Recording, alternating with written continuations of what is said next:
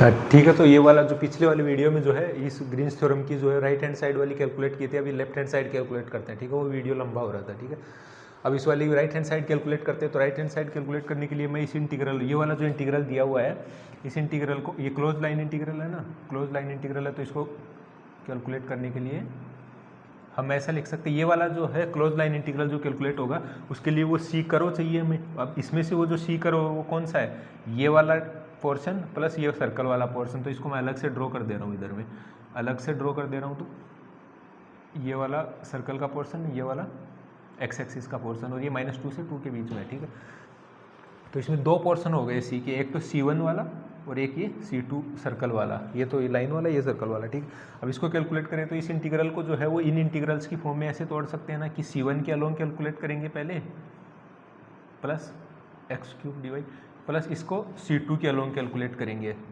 तो फिर वो कंप्लीट लाइन इंटीग्रल हो जाएगा। ठीक है, अच्छा, इसमें ओरिएंटेशन का ध्यान रखना, जब भी लाइन इंटीग्रल कैलकुलेट करो ना, ओरिएंटेशन हमेशा एंटी क्लॉकवाइज लेना है। अगर नहीं बोला हुआ हो किसी में क्लॉकवाइज लेना पड़ रहा हो तो वो साइन चेंज करके लेना है फिर इंटीग्रेशन को। ठीक है, तो जैसे C1 वाला इंटीग्रेशन कैलकुलेट करेंगे, C1 के अलोंग देखेंगे, तो C1 के अलोंग कैलकुलेट करेंगे, तो इस वाले C1 के अलोंग वाई एक्स, ये एक्स एक्सिस पे है तो वाई तो 0 होगा इस पर। ठीक है, तो अलोंग C1 अगर हम देखें तो y तो 0 होगा, y 0 होगा, तो इसमें दोनों में y 0 डालो, दोनों में y 0 तो ये वाला इंटीग्रल तो 0 हो जाएगा। तो इसका मतलब ये इंटीग्रल C1 जो है ये xy dx plus x³ dy, ये वाला इंटीग्रल तो हो गया 0। अब ये वाला इंटीग्रल कैलकुलेट करना है अलोंग C2। ठीक है, अलोंग C2 अगर हम देखें तो अलोंग C2 क्या है, ये सर्कल का पार्ट, तो अलोंग C2 सर्कल का पार्ट है, तो इस इंटीग्रल को कैलकुलेट करेंगे C2 वाले को, तो उसमें क्या है xy dx plus x³ dy। अब इसमें इसको एक वेरिएबल में लाना पड़ेगा अगर लिमिट लगानी है तो किसी, या तो y की फॉर्म में ले आओ या तो x की फॉर्म में ले आओ, और ये सर्कल के अलोंग है तो यहाँ पे xy का एक रिलेशन दिया हुआ है लाने के लिए। तो y को अगर वहाँ से भगाओगे तो y इक्वल टू क्या होगा, ये कितना है 4 - x² times under root, 4 - x² का अंडर रूट। ठीक है, तो 4 - x² का अंडर रूट होगा, तो वहाँ पे डालोगे तो इंटीग्रल में अंडर रूट का टर्म्स आएगा, x बाहर रहेगा, x³ फिर अंडर रूट का टर्म्स आएगा यहाँ पे। ठीक है, तो वो वाला इंटीग्रेशन के लिमिट लगा के करोगे जैसे ये x की फॉर्म में आ गया -2 से 2 इंटीग्रल, तो वो लेंथी बनेगा बहुत। इसके अलावा हमको पता है सर्कल के ऊपर जो है, सर्कल जो है मतलब उसके पैरामीटर्स होते हैं r cos r sin theta. ठीक है, तो इसको x और y को रिप्लेस करके r cos theta r sin theta की फॉर्म में dr d थीटा के टर्म्स में ले आएंगे। ठीक है, तो x इक्वल टू क्या होगा r cos theta, y equal to r sin theta, sorry अच्छा r cos theta r sin theta है, लेकिन ये वाला जो वहाँ पे जो हम पहले वाले एरिया में पहले वाले में डबल इंटीग्रल कैलकुलेट करिए, वो रीजन पे कैलकुलेट किया था, तो r 0 से 4 में 0 से 2 में वेरी कर रहे थे, यहाँ पे r फिक्स है, इस कर्व के ऊपर है r, तो ये 2 cos थीटा 2 sin थीटा रहेगा। ठीक है,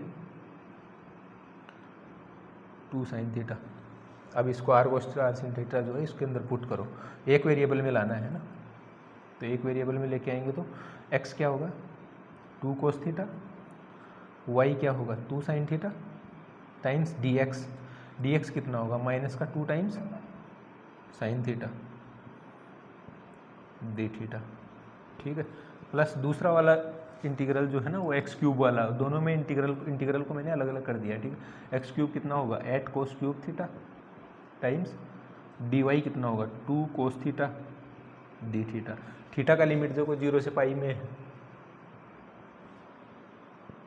ठीक है, अब देखो यहाँ पे cos की पावर 4, यहाँ पे sin स्क्वायर cos थीटा, और लिमिट 0 से पाई, अगर वॉलिस थ्योरम यहाँ पे अप्लाई हो जाएगी, लेकिन उसको अप्लाई करने के लिए पहले लिमिट 0 से π/2 में चाहिए, तो लिमिट दोनों की π/2 में लेके आओ पहले। तो ये कितना हो गया -8, ये 0 से पाई। अब जब वॉलिस थ्योरम में लिमिट जब किसी भी इंटीग्रेशन की लिमिट हाफ करनी होती है तो क्या करते हैं, ये हो गया sin square theta cos theta, ये फंक्शन है हमारे पास। ठीक है, ये वाला फंक्शन लिखेंगे। ठीक है, प्लस a + b - x लिखेंगे, तो a + b - x लिखेंगे तो sin स्क्वायर पाई - थीटा, ठीक है, cos पाई - थीटा, और ये कंबाइंडली एक साथ लिख के बाहर में लिखेंगे d थीटा, प्लस ये वाला इंटीग्रल वॉलिस थ्योरम से सीधा कैलकुलेट हो जाएगा। इसके बाहर में कितना आएगा 16 टाइम्स, इसको लिमिट हाफ करेंगे, इसका लिमिट हाफ करेंगे, तो ये तो इवन फंक्शन है, A plus B minus X करेंगे तो cos pi minus X minus cos होगा, लेकिन उसकी पावर 4 है तो प्लस कर देगा, ठीक है। तो ये 0 से पाई बाई 2 और ये कोस 4 थीटा डी थीटा बन जाएगा, लेकिन ये जब 0 से पाई बाई 2 आएगा तो यहाँ पे 2 टाइम्स हो जाएगा इंटीग्रल, ठीक है। अच्छा 2 टाइम्स कर दिया उसको ऑलरेडी, है ना। 8 नहीं किया, ये हो गया 2 टाइम्स, 2 इंटू 16 हो जाएगा ये, ठीक है। हाँ 2 इंटू 16 हो गया। अब ये वाला इंटीग्रल कैलकुलेट करेंगे तो इसमें sine square theta cos theta plus sine square pi minus theta, sine pi minus theta मतलब सेकंड साइन का ही क्वाड्रेंट है, तो उसमें तो पॉजिटिव रहेगा। कोस पाई माइनस थीटा, साइन के क्वाड्रेंट में कोस है ना, तो ये वाला नेगेटिव होगा, तो ये नेगेटिव बाहर में आएगा तो ये इंटीग्रल हो जाएगा कैंसिल। तो ये वाला इंटीग्रल जो है ये तो हो गया 0, ठीक है। प्लस ये कितना हुआ 2 इंटू 16।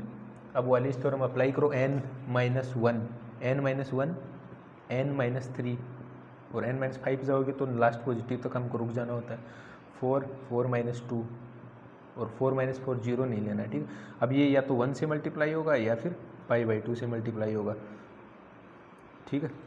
लेकिन यहाँ पे इसकी पावर कितनी है, इवन पावर होता है तो किससे मल्टीप्लाई होता है, पाई बाई 2 से, ठीक है। तो इसको हम पाई बाई 2 से मल्टीप्लाई करेंगे, तो ये वाला आंसर कितना है 2 into 16 into 3 into 1, 4 times 2 times pi by 2, तो ये कितना हुआ 16, ये भी 16, तो ये कितना हुआ 6 पाई। वो 6 पाई उसका राइट हैंड साइड भी आया था, ठीक है। तो ये ग्रीन्स थ्योरम जो है वो उसका हमने राइट हैंड और लेफ्ट हैंड दोनों देखा तो दोनों 6 पाई आ गया। इसको बोल ये इस पूरे जब दोनों राइट लेफ्ट कैलकुलेट करते हैं इसको बोलते हैं वेरीफाई करना ग्रीन्स थ्योरम को। तो वेरीफाई किया, दोनों साइड सेम आ रही है, तो मतलब ग्रीन थ्योरम से इसको कर लेंगे। अब देखो आसान कौन सा वाला है, इसमें भी इंटीग्रल कैलकुलेट करना है, उसमें भी कैलकुलेट करना है, लेकिन ये वाला फंक्शन है ना पॉलिनोमियल, उसको सेकंड वाले इंटीग्रल से कैलकुलेट करोगे तो 2 ही लाइन में आंसर आ जाता है, 3 ही लाइन के अंदर, ठीक है। अब देखो गेट के अंदर बहुत ग्रीन्स थ्योरम पे बहुत मतलब अच्छी प्रॉब्लम्स आई हुई है जो 2 लाइन से ज़्यादा में सोल्व नहीं हो, मतलब 2 लाइन से ज़्यादा उनमें कैलकुलेशन नहीं करनी है, वो वाली बहुत सारी प्रॉब्लम लेके आऊँगा धीरे धीरे, ठीक है। तो इस वाले वीडियो के अंदर इतना ही। अब ग्रीन्स थ्योरम की और भी कुछ अच्छी प्रॉब्लम मिलेगी तो लेके आऊँगा वरना इसके बाद में हम स्टोक्स थ्योरम लगाना सीखेंगे कि स्टोक्स थ्योरम जो है वेक्टर कैलकुलस में उसको अप्लाई करने से पहले किसी भी जो फंक्शन दिया होता है, किसी भी कोई भी जो मतलब इंटीग्रल दिया हुआ होता है उसमें स्टोक्स थ्योरम कैसे अप्लाई करते हैं, और साथ में अप्लाई करने से पहले उस स्टोक्स थ्योरम में भी लाइन इंटीग्रल से सरफेस इंटीग्रल में कन्वर्ट करती है स्टोक्स थ्योरम।